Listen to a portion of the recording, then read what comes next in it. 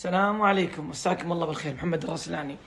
المخالفات المرورية في 9 شوال عام 1445 ما هي نفس المخالفات المرورية اللي قبل 9 شوال عام 1445.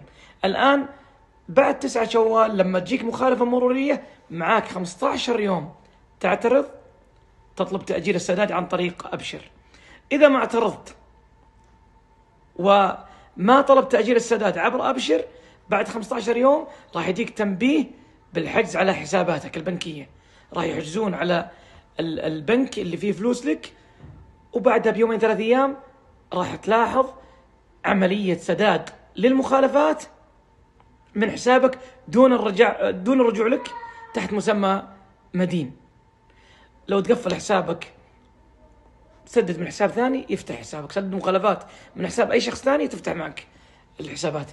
الشيء الثاني تقدر تطلب تأجيل 3 شهور، تقدر تأجل وبعدين تسدد. في حال أجلت 3 شهور تشملك الخصم 25%. نصيحة: المخالفات الآن ما هي زي أول، سدد أول بأول وارتاح. السلام عليكم. طبعا طريقة التمديد المهلة تروح الأبشر من جوجل، وتروح الخدماتي، بعدين تروح للمرور، وبعدين تروح لتمديد مهلة سداد المخالفات المرورية.